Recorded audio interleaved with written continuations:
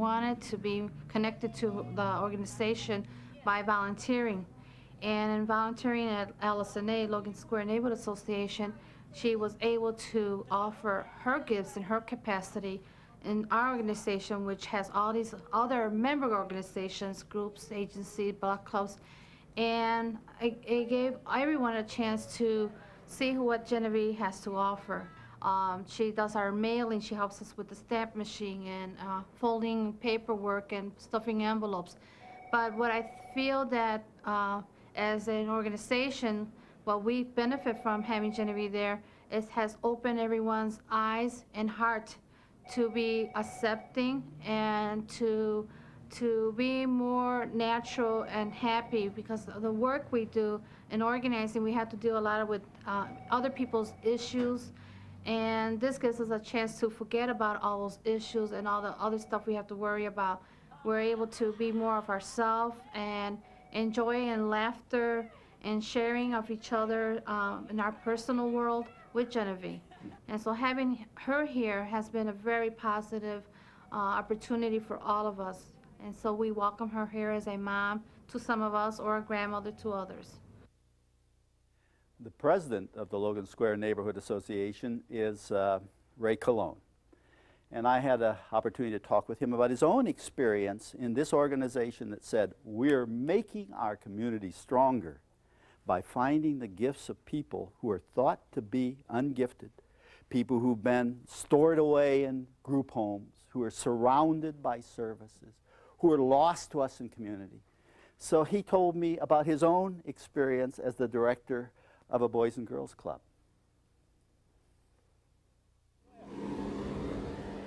I know that one of the projects that you've got in the Logan Square Neighborhood Association is called the Community Building Project. Yes. What is that? The Community Building Project is a program designed to help integrate people with special needs and special populations into the regular life of the neighborhood, getting them involved. And how does that work? Well, I've got a personal story, I guess, and mine is about Earl. As the director of Boys and Girls Club 4 years ago, Rosita from LSNA introduced Earl as a person that might be able to volunteer and work with our children. What was Earl doing before this? I'm not sure. I know that he lived at a home, and like I said, he had some special needs, but he really wasn't truly linked into the neighborhood. This gave him an opportunity to meet new friends, and for us, he was a great asset to our staff. He came into the Boys Club, and what kind of thing did he do there? Well, he assisted in he was a games room recreation leader, and he was an aide there, but he was able to relate to children the way many of our staff could not, because he was at their level, and he took a lot of time out for those personal teachable moments, and he really did a good job in kind of steering them the right way and getting them to look at their behavior, and served as a good role model too. Great. Did people appreciate that? People appreciate it. As a fact, Earl received the Community Award from the Network for Youth Services about 1.5 years into the program. So he was acknowledged by the whole neighborhood as an outstanding community citizen. So he's got recognized for that. And before that, he had just been in a group home and not really connected? Not really connected at all, and no. You brought him in? Yeah. Yeah, that's wonderful. What's happening is that Genevieve and Earl, who you saw, are people who are now productive, who were wasting away in the human services. They are productive people now. Their spirit, their own integrity, their sense of purpose has grown immensely. And at the same time, the community is stronger. The Boys and Girls Club now has somebody in the game room who's brought order and enthusiasm to it. And at the Logan Square Neighborhood Association, they have a mother, in a sense, that they have always been missing. So you can see that community organizations can be organized for the very purpose, in part, of reaching to those people who are strangers and bringing them into the community. All kinds of strangers, aren't there, Joe? I think that's right. And in fact, if you, if you do look at building communities from the inside out, you'll see a whole list of chapters that are devoted to people on the margins of the community, in ways in which communities are inventing to re-enter community for those folks. I think what we've finally come to discover is that these people out on the edges of communities, they do have needs, and their major need is to be brought back into the center as contributors to give. The worst way we marginalize young people and older folks is by saying to them, you have nothing to give.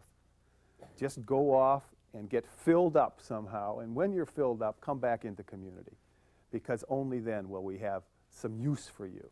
So we're creating useless and giftless people, and that has to stop. Now we've got some tools that begin to help communities take a look at the gifts of the people in them. And I want to just, as we come to the end of this section on individual gifts, let you know about one of the tools that you'll find in building communities from the inside out. John? In this guide at page 19, you'll see a very unusual document. It's called a capacity inventory. And let me describe what it focuses on and what other communities have focused on when they've said, what we're going to do is get systematic about identifying the gifts and capacities of people. And as we've looked around the country, we found groups that have focused on 5 different kinds of gifts of individuals. Now, we think there are 1 million kinds of gifts, but these 5 have been most specifically developed, and we want to tell you about what they are. And I know when you hear them, you'll realize that every community and every individual has these gifts. So the first kind of gift that this capacity inventory is focusing on is the skills and abilities of local people. Have they taken care of someone who's sick? Have they driven a truck? Do they know how to paint, right? Have they cared for an older person? And so this neighborhood organization got a list of about 120 things that people could do. They tested it in the neighborhood, and then